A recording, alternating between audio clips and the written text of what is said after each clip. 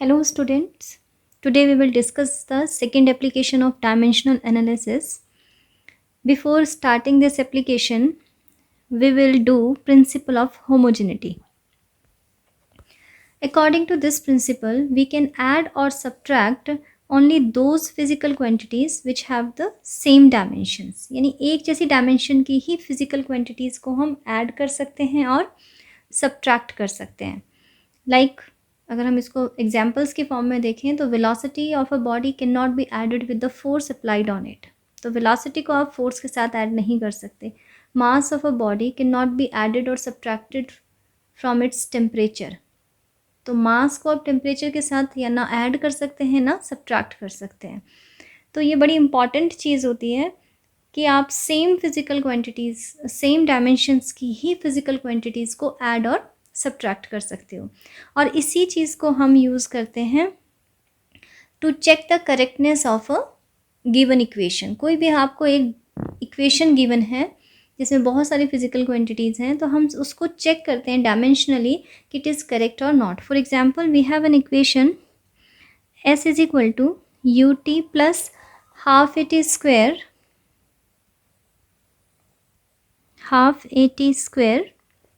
In this equation, s, it is a distance, u, initial velocity of the body, t, this is the time in which body covered distance s, and a, this is the acceleration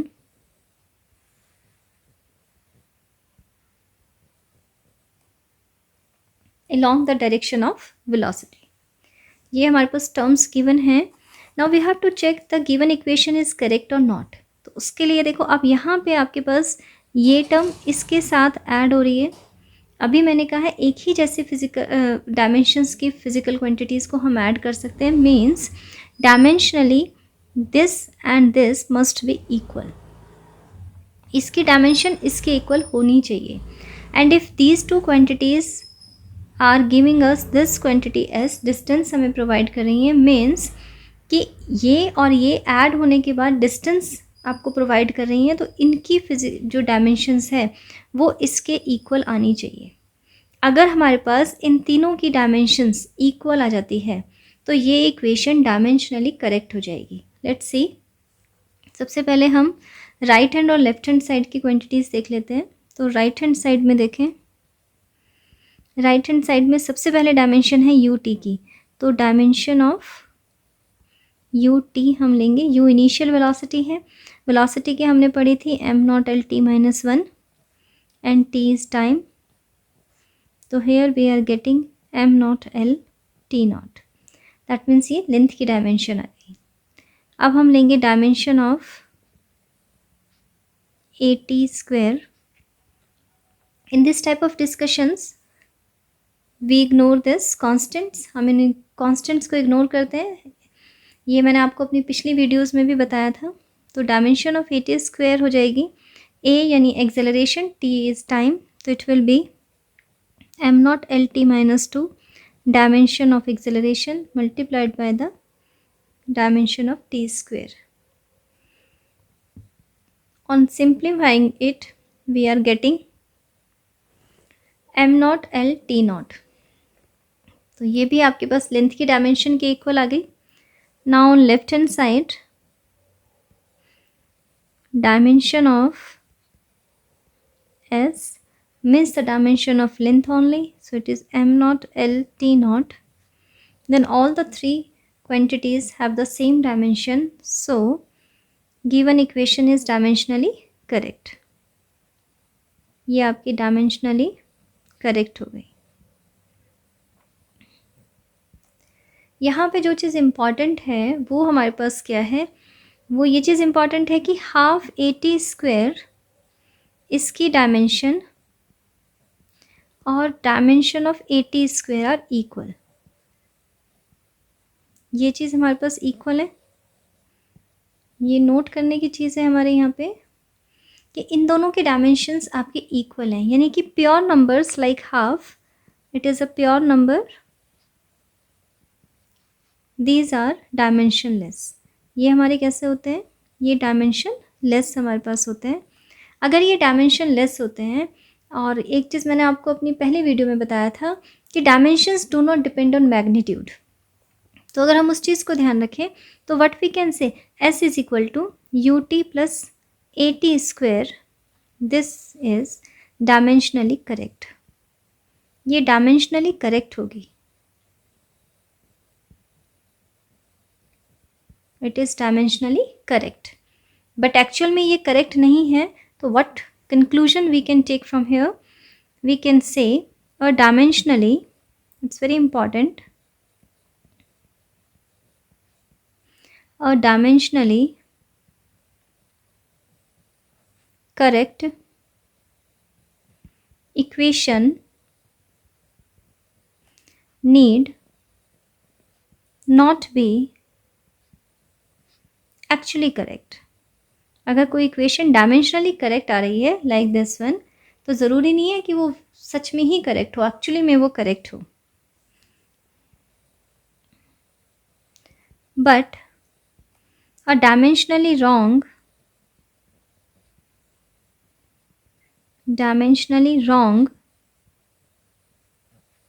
equation that must be wrong। अगर वो dimensionally गलत आ गई तो वो गलत ही होगी। ये आपके पास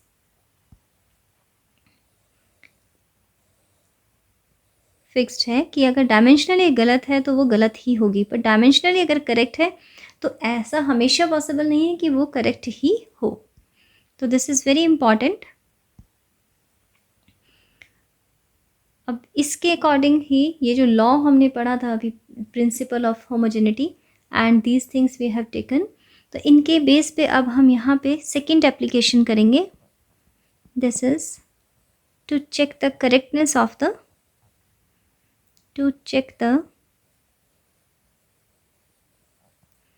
correctness of a given equation।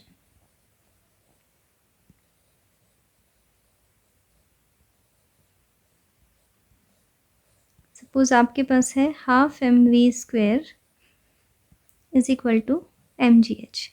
This is the first example which we are taking.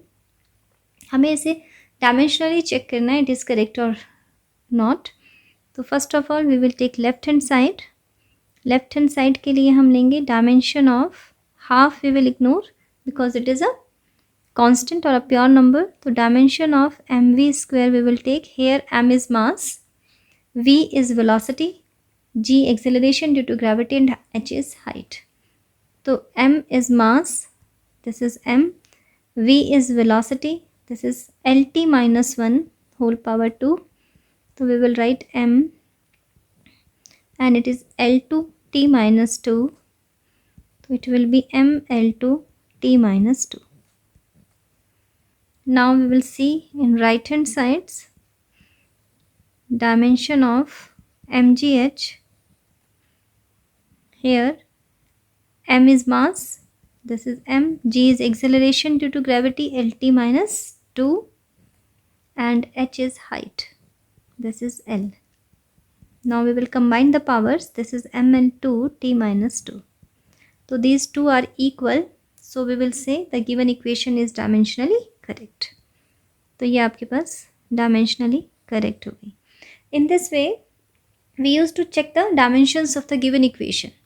अब इसके ऊपर बेस्ड हम कुछ और क्वेश्चंस करेंगे, इसको हम कहाँ कहाँ अप्लाई कर सकते हैं। Like the velocity of a moving particle depends upon time as this equation is given, v is equal to a t plus b upon t plus c। then we have to find the dimension of v। find dimension of b। Now here we will solve it. It is v is equal to at plus b over t plus c. Now here this is very important thing, t and c we are added together. अगर t और c को हम एक साथ add कर रहे हैं तो according to principle of homogeneity हम ये कहेंगे कि t और c सेम डायमेंशन के होने चाहिए. तो from here we can get the dimension of c. तो we will write dimension of c that will be equal to dimension of t, और t की डायमेंशन है आपके पास t ओनली. ये आ गया. अब इसके बाद देखो ये पूरी की पूरी क्वांटिटी इसके साथ ऐड होके वेलोसिटी प्रोवाइड कर रही है. That means this whole will have the velocity dimensions of velocity. तो अब हम यहाँ लिखेंगे dimension of b upon t plus C that must be equal to dimension of v. यहाँ से लेते हैं b की डायमेंशन हमें फाइंड आउट करनी है अपॉन टाइम की डायमेंशन आएंगी ये पूरी अभी हमने कैलकुलेट करी है. It is t and here dimension of velocity is m not L T minus 1. Now we will multiply it here. तो dimension of b that will be equal to m naught lt minus 1 and multiplied by t. On simplifying it we will get this one. तो this is the dimension of b. ये हमारे पास b की dimension आ जाएगी. इस तरह से हम इसमें बीच में किसी भी टर्म की डायमेंशंस हमें फाइंड आउट करने को आ सकती हैं जिनको हमें कैलकुलेट करना होता है. One more example we will take. The potential energy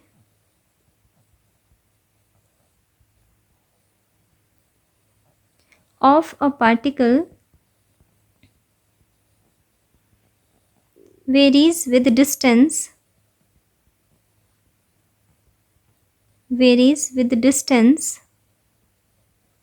x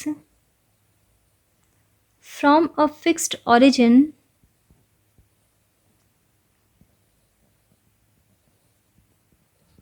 as u is equal to a root x over x plus b, where a and b are constants.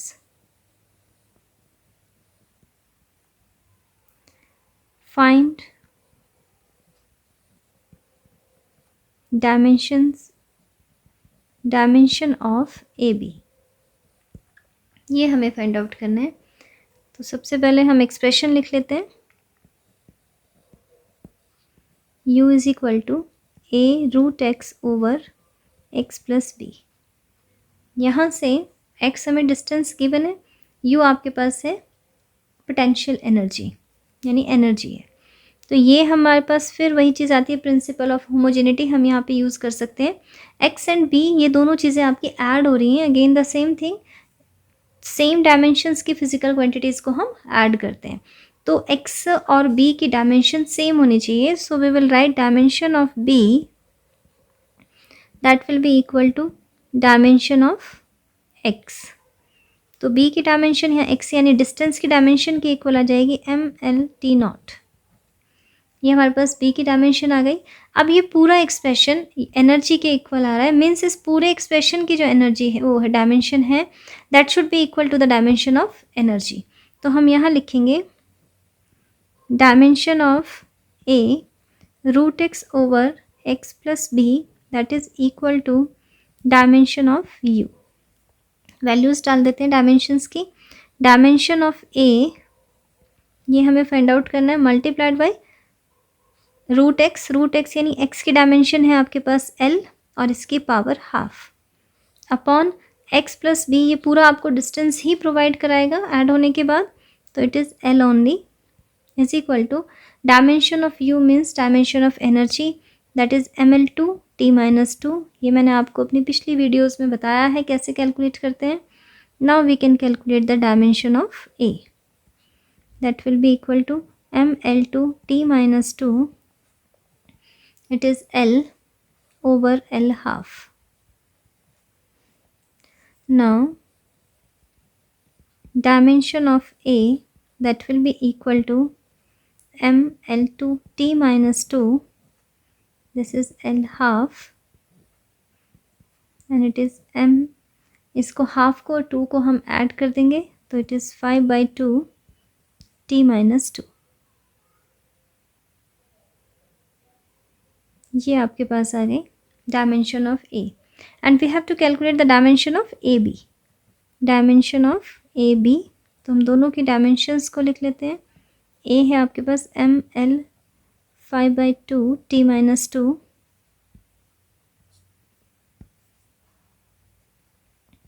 और डायमेंशन ऑफ बी है M not L T not.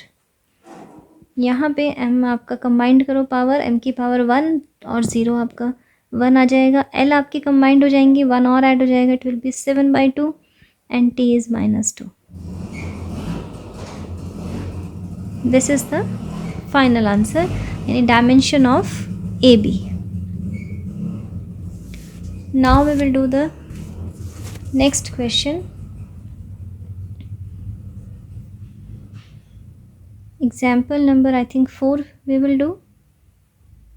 Chalo, whatever is there, it's 4 only. Example 4. This is the displacement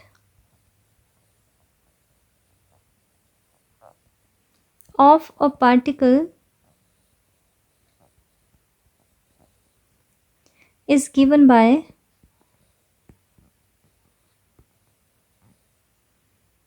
x is equal to a t cube plus b t square plus c t plus d. Then find the dimension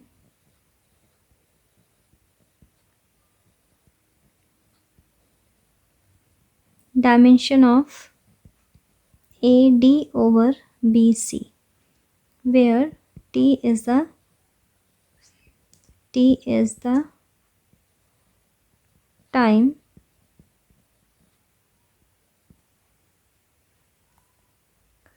so we will take the expression first. It is x is equal to a t cube plus b t square c t plus d. Now there are 4 physical quantities which we are adding together. That means all should have the same dimension and all are giving us the distance. Every physical quantity is having the dimension of distance. So we will write, we have to calculate the dimension of A, B, C and D because we have to calculate the dimension of this quantity. तो इसके लिए हमें A भी चाहिए, D भी चाहिए, B भी चाहिए, C भी चाहिए. तो हम चारों को कैलकुलेट करेंगे one by one. First of all we will write dimension of A t cube, that will be equal to dimension of x. So dimension of A into dimension of t cube, that is t whole cube is equal to, इसकी dimension होती है आपके पास m l t naught. तो here we can write the dimension of A, that will be m naught l t naught divided by t raised to the power 3. That means we will have m naught l t minus 3. Now for B we will write, do this one, dimension of B t square, that is again equal to dimension of x. We will write dimension of B multiplied by the dimension of time square and it is equal to dimension of x m naught l t naught. From here we can write the dimension of B, that will be m naught l t naught divided by t square. So finally we will get the dimension of B, it will be m naught l t minus 2. Now the third one is CT. We will write dimension of C t is equal to dimension of x. So here we will write dimension of C multiplied the dimension of time, that will be equal to m naught l t naught. So from here we will get the dimension of C, it will be m naught l t naught divided by t and it will be m naught lt minus 1. Same way we will write the dimension of d. It will be equal to dimension of x, that means m naught l t naught. तो ये हमारे पास आ गई. अब हमें calculate करनी है dimension of a d over b c. Values डालते हैं. Dimension of a, it is m naught lt minus 3. put this value m naught lt minus 3. Dimension of d is here, this one, m naught lt naught. Dimension of c we can write here, this is m naught lt minus 1, and dimension of b, it will be m naught lt minus 2, t minus 2. Now we will solve it. The power of m will be 0 only. l combined करते हैं ऊपर. ये हम numerator की powers combined कर रहे हैं पहले. m की power 0, l raised to the power 2, t raised to the power minus 3. Now combined all the powers here in denominator. It is m naught l2 t minus 3. अब ये simplify करते हैं तो all power will be cancel out and we will get m naught l naught t naught. This is the dimension of this. ठीक है. अब हम एक और एग्जाम्पल लेते हैं. This one is of different type of example. We have v is equal to a upon b. We have this expression 1 minus e raised to the power minus t by b. This is the expression for velocity of a particle where v is velocity. This one is velocity of the particle. A and b are constants. A and b, these are constants, and t is time. Here I will tell you, जो भी exponential powers होती हैं, these are always dimensionless. exponential में जो भी power होंगी वो हमेशा क्या होंगी, आपकी dimensionless होंगी. That means power of e exponential is always dimensionless. ये नोट करना है आपने, ये very important thing is there, dimensionless. तो इसी चीज़ को हम यहाँ यूज़ करेंगे. हमारे पास t upon b overall dimensionless आना चाहिए. That means dimension of t over b is equal to m naught l naught t naught. It is dimensionless. But t is time, so we will write time की जगह हमने time की dimension डाली है, and dimension of b that will be equal to m naught l t naught l naught t naught sorry. तो dimension of b आपके पास आ जाएंगी, this is t over m naught l naught t naught, that will be t. ये हमारे पास आ गया कि b की कितनी डायमेंशन आ रही है आपके पास, t. a की अगर हमें फाइंड आउट करनी है तो a की डायमेंशन भी हम यहाँ से फाइंड आउट कर सकते हैं. In this question we will find the dimensions of, मैं यहाँ लिख देती हूँ, यहाँ लिखा नहीं है, it is dimensions of a and b we have to calculate. ये हमें कैलकुलेट करना है. तो b की हमने फाइंड आउट कर दी, that will be equal to the time. Now we will calculate for a. A के लिए देखो जो एक्सप्रेशन आपको दिया है ये वाला, ये डायमेंशनलेस है क्योंकि प्योर नंबर ये भी डायमेंशनलेस है. तो ये तो पूरा हो गया, लेकिन ए अपॉन बी इस पूरे की डायमेंशन और वेलोसिटी के इक्वल होनी चाहिए, तभी ये एक्सप्रेशन आपका सही होगा dimensionally. That means dimension of a upon b must be equal to the dimension of v. Dimension of a over b that will be equal to dimension of v. यहाँ से ले लेंगे dimension of a upon dimension of b is equal to m naught lt minus 1. It is dimension of a upon b की dimension अभी हमने find out करी है, it is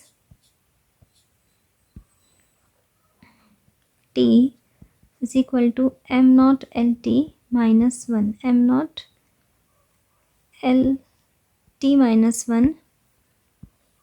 तो dimension of a that will be equal to m naught lt minus 1 multiplied by t. तो it will be m naught lt naught.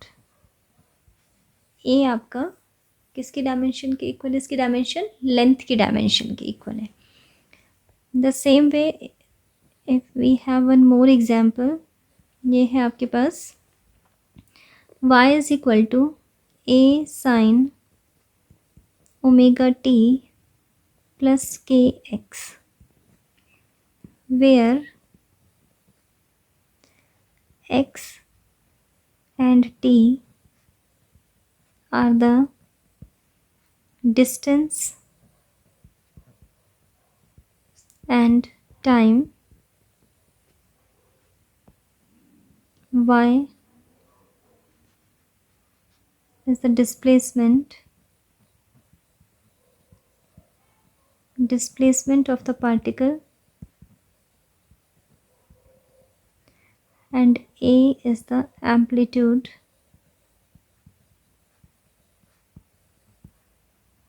of the wave. Then find the dimensions of omega and k. दो की हमें find out करनी है. Expression है हमारे पास y is equal to a sine omega t plus k x. अब देखो ये पूरा का पूरा आपका क्या है? इट इज़ एन एंगल, और एंगल हमारे पास क्या होता है? डायमेंशन लेस होता है. तो इट इज़ डायमेंशन लेस. तो हमें ये पता है कि ये दोनों डायमेंशन लेस आने चाहिए ओवरऑल. अगर ये दोनों का ओवरऑल आपके पास डायमेंशन लेस आती है, इट मीन्स कि ये दोनों इंडिविजुअली डायमेंशन लेस क्वांटिटी हैं, तभी हम इनको एक साथ ऐड कर रहे हैं. तो इट मीन्स कि हम ये लिखेंगे dimension of omega T that will be equal to M not L not T not.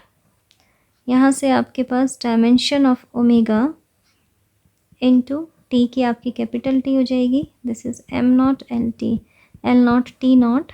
तो यहाँ से डायमेंशन ऑफ ओमेगा आपके पास आ जाएगा M not L not T not over T. That means M not L not T minus 1. ये हमारे पास ओमेगा की आ गई. Same way we will write dimension of K X, it is again equal to M not L not T not. तो we will write dimension of K into X की आ जाएगी L, that will be equal to M not L not T not. And this one is dimension of k, that will be equal to m naught l naught t naught over l. It will be m naught l minus 1 t naught. This is the dimension of k. तो ये हमारे पास आ गई. In this way we can calculate the dimension. It's very important. अगर ये angle है तो ये पूरा आपका डायमेंशन लेस होगा, और अगर वो एक्सपोनेंशियल की पावर है तो भी वो आपके पास क्या होगा? डायमेंशन लेस बनेगा. ये आपने ध्यान रखना है. This is very important, and this is the second application of dimensional analysis.